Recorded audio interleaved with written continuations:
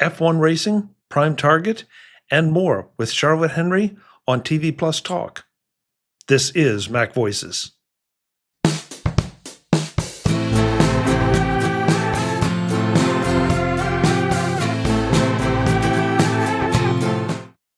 Hello, welcome to TV Plus Talk, where we discuss all things Apple TV Plus. I'm Charlotte Henry. He's Chuck Joyner. Hello. Hello, Charlotte. Good to see you, as always. A delight to see you. We've got a fun show today, actually. It's kind of like our last show, but actually builds on what we discussed. It's almost like we plan this stuff and actually, work towards it, Chuck. Almost. It's almost professional, but don't tell anyone. Well, and there's also what Apple TV Plus actually does in the middle that can make it or break any plans we do have. So, yeah, but I like the idea that this time it worked. This time it kind of worked because last episode you recommended to me a thriller on TV Plus called Prime Target, and we were having a discussion that it kind of fell into the category of Apple TV Plus shows that are very good and well produced, but then kind of just disappear from the public conscious.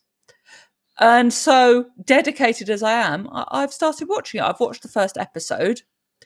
I'm into it. Let's start with the headline. I'm into it. Like, I'm definitely going to be finishing the series, going to keep going. I like it. My only but is I thought the opening bits, there's some quite cliched bits, isn't there? This is not a particular spoiler because the opening scene in the Arabic market and the explosion, which you can see coming a mile, the sort of, they put every Cambridge University cliche in there that they can, the tortured central soul, all of that stuff. I think there was quite a lot of cliche in there, but I still enjoyed watching it and I intend to keep watching it. Does that seem fair? That seems fair. I find it interesting because I would not have made those judgments, and I wonder if it's the fact that I'm an American viewer, you're a UK viewer, so I don't recognize maybe the what did you say the Cambridge bits as much or as obvious. Again, this is not a spoiler because the central characters at Cambridge University, but like the first time we see him and the first time we see Cambridge University, he's in a boat. I mean, come on. Okay. I guess, I just feel from my perspective, it just set the mood, but I'm not quite as aware of Cambridge as I'm not sure what the right phrase is, Charlotte. So and no denigration here to Cambridge at all. That's not, but it just seems, okay, it's a Cambridge, and that's sort of what they do there. That's fine. So. Right, and of course, that is what you're getting at. Is exactly the reason why they did it, because for obviously many of the people watching TV Plus will be in America, so to get that kind of Cambridge vibe to people that don't live here. Obviously, they went straight to like the boats and then into the sort of halls of residence and all the things we think about Cambridge University. And it's like, anyway, I thought it was good. It is good. I definitely want to finish it. And I'm sort of into the premise. I put in my newsletter, it's nerds and action. So obviously that is going to work for me as a two things coming together as a concept, like nerds and action TV. I'm in. But yeah, there was the first scene. Did you not know what was going to happen within 3 seconds? No, it's interesting that you say that because I didn't know exactly what was going to happen. And certainly, and what I can't remember is just how much they showed you in the first episode. And I'm staying very clear away from spoilers. But let's not do spoilers because because I want to watch it if nothing else. Yeah, did you tell me? Did it become evident as to why that was important to the storyline in the very first episode or not? I don't recall. That's a fair point. Sort of. We're getting hints of it in the first episode. You don't know everything. Okay. I don't know everything. We just get hints about it. I'm not even talking about that particularly. I'm talking about the fact that how many American action series start in an Arabic market and then something explodes. Like, it happens a lot. Yeah, fair point. You know, the first people you see are a mum and a kid. Again, this is no spoilers. You see it within 10 seconds. That to me felt very obvious and unoriginal. But I think your point that it's leading to something else is well made. Yeah, and maybe that's why it didn't strike me as somewhat trite, because it does play a central role in what happens eventually. Sure. So and that's absolutely fair enough. Yeah. And I can see that it's getting towards that, but yeah. And then, as I say, the sort of first scene of Cambridge is, of course, on the water in a boat with light blue bows, oars. Oh goodness, I've offended everyone. Light blue oars, yes, they're the light blues. Yeah. But I'm delighted to hear that. First of all, that it's hooked you, and so we will get to talk about it in depth later. But I also, it sort of validates some of my feeling that there are so many of these shows that if you just give them, an episode, maybe two, that they will hook you too. Even if you don't think they're necessarily in your area, give it a shot.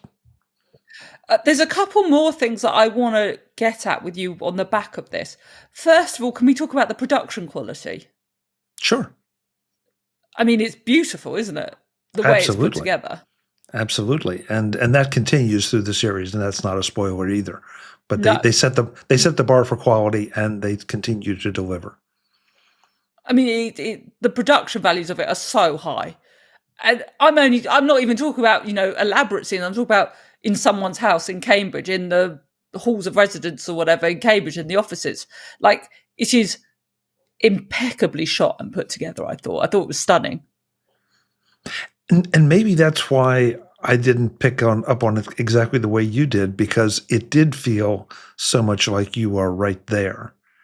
And I have no idea whether it was, I don't know if we shot on location or not, but it definitely gives you the feeling of, okay, this is what it's like there. And it's what you would expect it to be like there, or at least what has become popularized as being at Cambridge. It's a very good point about being shot on location. And I would be interested to know that, because you'll not be shocked to know that I did not attend Cambridge University. And so I don't have the sort of in-depth knowledge of what it looks like and so on. But obviously some bits are filmed to give you enough that it feels like you're there. I don't know if every scene was shot in there. Obviously there are enough of the quads and the thing. Oh yeah, the other cliches, we had the thing with the grass, which is a real thing at both Oxford and Cambridge. That is a very real thing. You're not allowed to walk on the grass. We learned very early on that the central character's mother is no longer there. And we got that. That was my other cliche, the sort of, I assume, father going to him, she'd be so proud of you. Like, how many series do we see that in? That kind of thing. I'm being picky, though, because it is a good series. I can see the show's going to get good, and I am in. Yeah, and again, it's interesting to hear your perspective on it, because I think you are more of a critical watcher, not as in being harsh, but just in picking up some of those things. I'm a little bit more there for the story, and and yeah, I'm a pain in the butt. Yeah. No, I didn't say that now. But that okay, certain things have to be set up in any series to to then continue through. And if they're smart, if the producers and the directors and the actors are smart, they load a lot of that stuff up in front so that there's payoff later. I tell you what I think it is, actually. I think so much of it is smart and is clearly going to be really smart, that the little things that clanged really clanged for me. Does that make sense? Yeah, that's an interesting point. And I've got to think about that, given that you haven't seen the rest of the series. Yeah, and I am looking forward to finding out what happens in the relationships and our central character and so on. Yeah, it's good. I'm pleased you recommended it and flagged it up, because I think I'm going to enjoy it as it goes on. The other thing, I tell you what, before you do, I just want to say that you're about the fourth person who has had this reaction, that has contacted me and said, I skipped over this, I didn't know about it, or I overlooked it, and now I'm into it. And so it validates my thinking on what makes, at least for part of the audience, a really good series. So I appreciate everyone who has contacted me and let me know. Yeah, and also it validates every discussion we've had on this show. Please go back and listen to them so we don't have to repeat ourselves on how bad Apple is at marketing some of these shows that it clearly puts a lot of money into and are, as we say, impeccably produced. This is a stunningly shot show and it could easily have disappeared. The other point I wanted to raise with you is about TV Plus shows set in England. We've had Slow Horses, which has been a huge hit, is brilliant. Again, brilliantly shot and put together. Huge fan of it. And now Prime Target. To me, the UK-based shows have a very distinct vibe to them. What do you think to that? Am I looking too much into it? Am I taking it too personally? No, I don't think you're taking it personally. I might throw out Ted Lasso is also UK based, and the vibe is very different.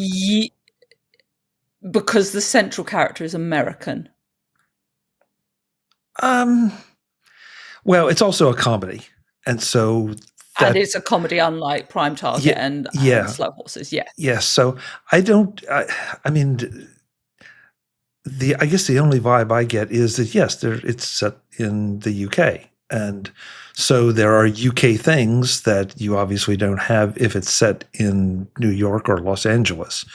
But I other than the fact that they're just really high quality shows and the cinematography is great. I mean, everything about both of those series that we're talking about are fantastic. So I do not know if they come from the same studio. I think they tend to have a grittier feel to them when they're when Apple TV Plus has these shows from the UK. I think.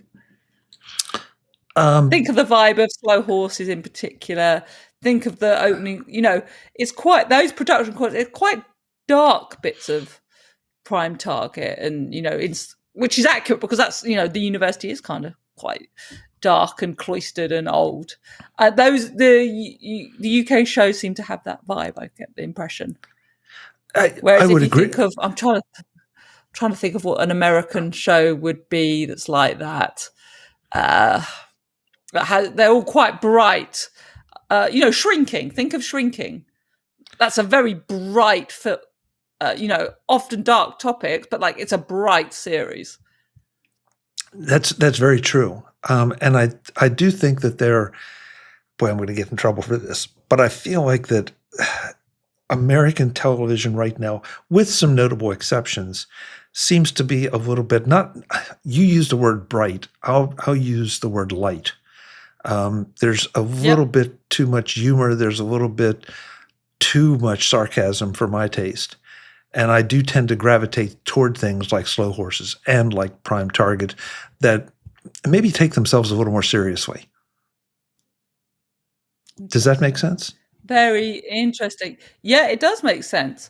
I'm just always fascinated. I also think it's slightly American influence of how people in the US, particularly in California and Hollywood, kind of think of us in the UK, which, I'm looking out the window. It's nice and bright today. Hopefully it will continue in that vein. But, we do occasionally get some sun and not grey days, but it's quite funny. It really strikes me when I watch shows like Slow Horses and now Prime Target, the way they are set up. Well, and I'm sure you have certain thoughts about how America is portrayed, in Los Angeles and Hollywood. And I think in some ways both are deserved, because they live up to it. They live up to those. I don't know what you mean. Well, I think we better stop there. We're going to get too many emails. Always sunny in London. Yes. I've never moaned to you about being cold or wet or grey. It's never happened, Chuck. It's always beautiful and bright here. Absolutely. Everything is wonderful in the UK. So what else have you been up to? I feel like we have a commitment to honesty to our audience. With that in mind, now this is a story, as you know, that is kind of right in my, I was going to say wheelhouse, but that's too outrageous when you know what we're coming to discuss, which is Apple's apparent interest in the rights to show Formula One on TV Plus. Now, I write a lot about sports rights and streaming. It's a huge part of the book that I have coming out in October. There's a whole bit on sports and streaming. It's a huge deal. But Apple has generally done a couple of things with sports that we've touched on before. They've made anything they've made it global. So it's MLS Season Pass. It has the MLS for 10 years around the world.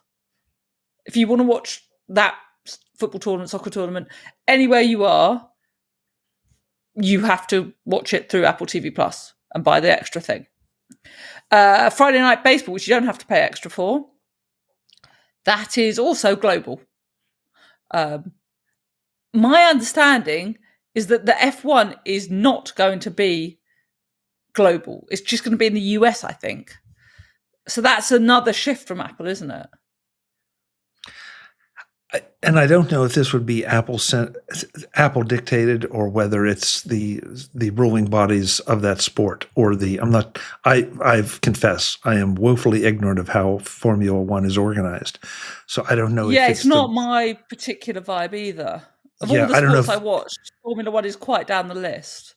Yeah, I don't know if like in the US with our football teams, American football, that if there are the different clubs, I would think in Formula One there would be the racing teams would probably have some say over some things as to who races in which race. I'm way outside my depth here. There's 2 drivers per race, isn't it? From each team. Yeah, but I would think that, I mean, there's Ferrari team. They're the different teams. I don't know how that's organized in relation to. I think it's the same sport. Teams with the same 2 drivers in every race, assuming they're fit and well. Yeah, but so this may be something that was offered to Apple and Apple took it. I have to think it's not a coincidence after F1 the movie, because they had to have a lot of cooperation from Formula One, and as a result, maybe that's how the interest started. And this is pure speculation, but it would seem to make a lot of sense. And the sport itself has to be really pleased with the success of F1 the movie, because it's drawn a great deal of attention to them. Yeah, in the same way it has to be pleased with the success of Drive to Survive on Netflix. I mean, I won't get too didactic, but basically the last time I ever watched Formula One was in the midst of the pandemic, so it might be 2020 or end of 2020, maybe whatever it was. The end of the season in which there was the bust up between Lewis Hamilton and Max Verstappen, and Lewis Hamilton basically felt he'd been cheated out of the title by one decision. And there was a conspiracy theory at the time, and I stress it was only a conspiracy theory, that this kind of crazy ending to the controversial ending to the season had been done knowing that people would want to watch Drive to Survive on the back of it. So my point being, these shows, these adjacent bits of content, if you like, have attracted people to the sport. You're absolutely right that they must be pleased with Formula One. As I understand it, basically with these rights, Apple has just blown ESPN out the water, which tells us something about the direction of where things are going as well. I think ESPN basically didn't bother to bid once it knew Apple wanted, and Apple is now the sole bidder for these rights. I'm not sure if I were involved in the F1 negotiations from the F1 side, I'm not sure that I would be very happy about ESPN just pulling up stakes and leaving. I mean, sure. in some for quite a few reasons. Yeah, I mean, if I slant it one way, it's you weren't interested enough in us, and as soon as we got somebody else bidding, you just surrendered, or did you because you thought that we're the big dog in town, and so you're like a spoiled little child, and leaving. You can take it a lot of different ways, but But at the end Totally of the agree. day, I feel like ESPN, and I'm sure this is going to insult some people. I feel like ESPN though is losing its grip a little bit on the being the place for sports because Oh, they listen, we could do a whole separate podcast with me on sports streaming and sports output. And there was a huge thing that was a big American story, wasn't there, about TNT losing rights to the basketball, to the NBA. There's all sorts of things. But just on this specific deal, because I think your point about ESPN is kind of well made anyway, but I think it's fascinating that this is what Apple wanted to get into. And it can't have been a coincidence about the timing. You and I both know these decisions are not made overnight. You don't throw millions of pounds on the table to bid for a global sport because you suddenly realize the film's doing well. That's not how this works. The film right. didn't pop up overnight. That's not how this works. But do I believe they suddenly saw the possibility of these two things colliding? I think you have to say yes. We talked last time out about the success of the film. It's only got more successful since we spoke. There's hundreds of millions of dollars being generated at the box office by this film. Apple has decided to get into this game. I find that really fascinating. I do think the two are running in parallel with each other. I agree. I think the last number I saw officially announced was global box office of over 540 million, which not well, too it was shabby. 300 million. It was 300 million a month, sort of a month before we recorded this show in early July. So, yeah. And if I remember or am remembering correctly, they're going to re-release it back into the IMAX theaters sometime in August. Oh, interesting. So that could push the numbers up even more. Bottom line, I think you're right. I think that this was maybe a relationship that started to be established when they were working the movie, and both sides maybe came to see each other as being able to do things mutually beneficial. But I'm with you. Sorry, go ahead. No, I was just going to say, of course, you made the film. You can always not put the bid in, even if you've planned to, if it doesn't work. But if you have the plan to put the bid in, you can do those things, in parallel to each other, as I say. Go on, you were saying. Yeah. Well, as you sort of went where I was going, thinking that this would seem like a natural thing that if one hits, then you follow it up with if the drama hits, you follow it up with the real thing, because now suddenly people are interested. Do we think Apple's going to do more sport then? I always try and nudge you back to this subject because it's one I'm obsessed with. But, I mean, it's getting more and more interested. Like F1, that is a big sport to be getting involved in. Think about the discussions we had when they were courting in the U.S. soccer and on your side of the pond football, and how we weren't sure about that, and how there were so many possibilities, but was it really a good fit? I sort of think what we're seeing here with Apple is what they do on almost everything is that they play that long game, and it just this week, and I'm not going to take us down a rabbit hole, I promise. But Tim Cook, in a discussion about AI, has said that Apple is seldom first, and I feel like that might be a good excuse. Mess up. you can call it an excuse, or you can call it a philosophy. That they stick to. I think in that instance, it is a beautiful bit of spin by Tim Cook, but the essence of what you're saying is 100% true. They weren't the first company to make an MP3 player. They weren't the first company to make a smartphone. They weren't the first company to make PCs. They just did it better each time. They weren't the first company to make a tablet. But they just did it better.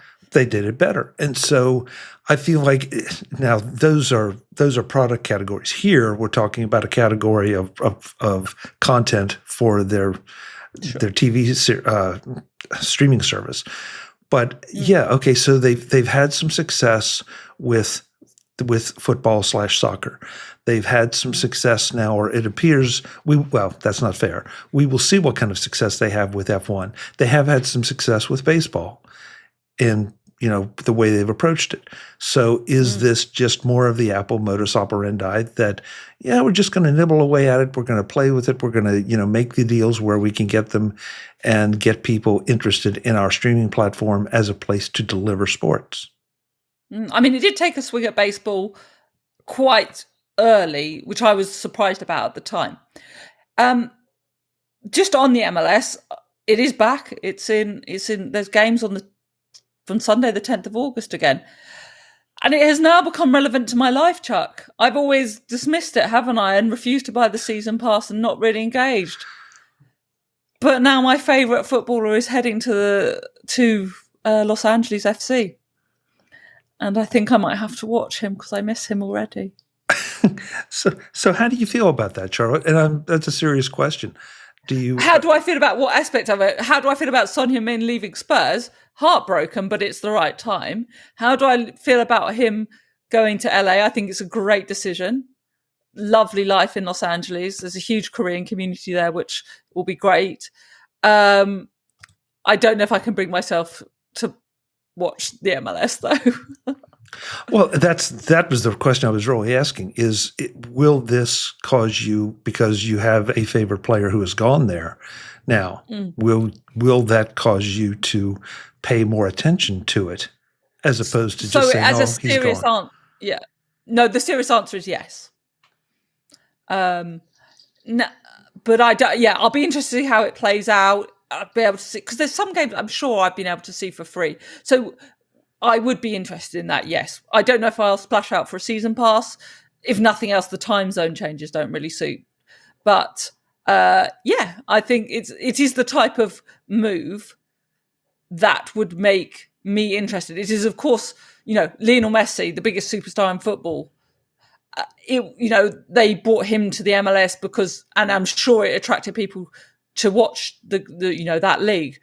Son Heung-min will be the same with Korea, in North London and beyond. In North London as well, where the team supporters of Tottenham like me, worship him. So that's going to be really, really interesting to watch as a development for both.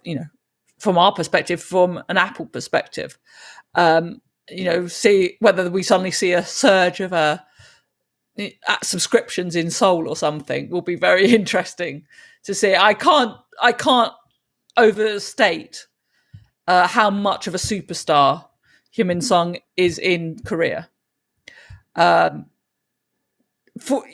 I go to games in London, you just see a huge, vast swathes of Korean fans coming to the games, which is wonderful. I'm a bit sad. I hope they continue. But it's hard to. It's going to be very significant, I think, for the league in that respect as well. Never mind me begrudgingly buying a subscription, finally buying a subscription. But Charlotte, I have to warn you now, he's going to LA. So it's going to kind of be light and bright and all that. So just be prepared. Lovely. Yeah, well, I think that's part of the reason he is going to LA from North London. I think that's quite a good reason to make the move, if nothing else. Do you want to go to New England? No, I'm all right. I'll go to Hollywood. So when are you going to make the move to LA? No, I don't think I could do it. It's a long way from home, Chuck. Okay. Yeah, I understand that. I know that someone reports on entertainment should at least spend some time there, but that is a long way. That is a long journey. Yeah. Maybe we'll compromise on New York. We'll be in the same time zone then, you and I. Yeah, that would make scheduling some of these recordings easier. No question about that. Well, there you go. For you, I'll do it. Talking of scheduling, there's a little bit coming out. You are interested in Chief of War, I believe. I am. Starring Jason Momoa. I am. The first 2 episodes have dropped, and I have not watched either one yet because I have so many things. But you know what, Charlotte? I'm going to divert a little bit because this is the point I wanted to make, and I'm curious to see if you follow it at all. I'm finding more and more of my TV viewing time taken up by Apple TV. And I Yeah, think you Apple TV often Plus. say this. Well, look, Chief of War is out now. Slow Horses is coming out Yeah. next. Foundation is dropping episodes as we speak. Yeah. Invasion season 3 is coming out. And I know there are at least 2 or 3 other shows in the wings that have caught my attention just enough to say, I'll give an episode or 2 a try. Oh, there is no doubt that there is a lot to watch on that platform that is appealing to me. Absolutely. You and I don't particularly like the same shows, but absolutely, I agree with you. I'm just on the Apple TV Plus PR page, actually, and we finally have Ted Lasso season 4 branded as coming soon. So, you've seen the scenes, I'm sure, so have I, of them shooting season 4. Mm-hmm. Yes. Yeah. Yeah. I think we are going to have to dedicate quite a bit of time to that, Chuck. Well, and I, maybe as we wrap up the conversation here, I think it's just important for folks to take a good hard look at it and realize the value you're getting out of Apple TV Plus. And if it sounds like I'm promoting it, okay, I am promoting it. Neither Charlotte or I get any kickback. Unfortunately, they haven't called us yet. Yeah, no, they're welcome to. Yeah, absolutely. We'll we're not too proud. Yeah, we'll put our numbers in the show notes for you. But it just when I compare that to the amount of value I'm seeing out of some other streaming services, as measured by how many shows that I watch from those or am interested and I know are coming out, Apple TV Plus keeps rising to the top, if not topping everybody else. Well, I think they do stuff that appeals to you because they've really made a kind of strong play in the sci-fi space, which I know works for you. So definitely. I think that's probably why it's pushing towards you. I should also add, not that just over a month after we're recording this, we've got the morning show season 4 coming out, which also is another big hit. I got quite fed up with it. Season 2 I did not like at all, as you know. The COVID season. Right. It was season 2 or season 3, the COVID season? Season 2, I believe. I think it was season 2. So season 3 was a bit better if you accept they're just making fun of Elon Musk. So I'm very intrigued to see what they do in season 4. I'll certainly be watching that. That's the 17th of September. So yeah, once again, a steady flow of stuff coming out over the summer. So Chief of War was out just a few days ago, as was at the other end of the scale, Stillwater season 4, the children's cartoon, which is rather sweet. Platonic season 2 is out today, the day we're recording this. A show you and I have discussed, highlighted, was coming just because of its sort of historical significance, I can put it that way, is Snoopy Presents a Summer Musical. That's on the 15th of August, which is beautifully timed for me, kind of chilling out, not being at work, recovering from going to a music festival. It's really not, to chill out with some Snoopy, some peanuts. I think that's really nice. I just have this image of you, recovering from the metal music festival you're going to, sitting there in your pajamas with your feet up watching Snoopy. I mean, it fits. That's an entirely accurate image. It fits. That's 100% what's happening. Okay, yeah. Okay. Maybe we can do a live stream. Maybe, we should do a live stream of you watching Snoopy. I like that. No one needs that. We could do a live stream of this episode. Just finishing on Chief of War, because I do have to ask you this, because you mentioned both Jason Momoa and heavy metal. Have you seen the images of him at the final ever Black Sabbath concert? Rest in peace, Ozzy. In the mosh pit, yes. Amazing. Yes. Amazing. Yes. That's a fan. Beautiful. That is a fan. It's just fantastic work. Just fantastic work all round. Yeah. Well, before we go on a musical diversion, where can people find you talking all things Apple?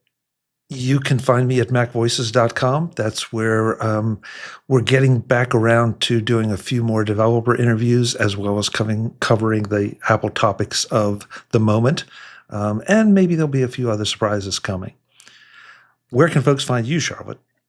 So head over to theedition.net for blog posts, podcasts, live blogs, and of course newsletter, which if you sign up I will love you very much for the paid version, especially, which is it's a mere £50 a month. I send out 2 full newsletters each week.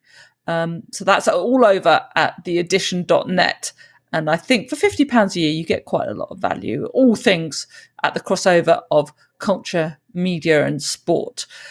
We're going to watch TV because we've got a lot to catch up on, and we'll see you next time then. But Charlotte, before we go, what have I done? Nope, give us an update on the book, because you mentioned it in passing a minute ago. The book is done. I've finished it. I'm under strict instructions not to write anymore, edit anymore, breathe anywhere near the manuscript. It is done. It is available on Amazon, all other places where you can buy book. It's called Streaming Wars. You'll get your copy October the 3rd in the UK, October 23rd, I think, in the US. Great. Thank you. Because I'm interested in seeing what you've put together this time. So yeah. It's there, it's done, and I hope people read it and enjoy it. And we will be back after Charlotte watches Snoopy, and maybe give her a little extra time off to recover from that too. See you then. Visit MacVoices.com for show notes and to connect with Chuck on social media. Get involved in our Facebook group or like our Facebook page, and get more out of your Apple tech with MacVoices Magazine, free on Flipboard and on the web.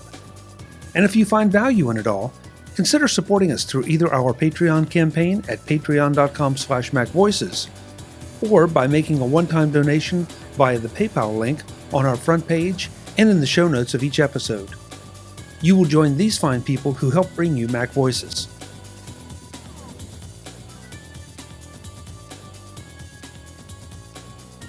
Advertising handled by Backbeat Media at backbeatmedia.com. Bandwidth provided by CashFly at cashfly.com.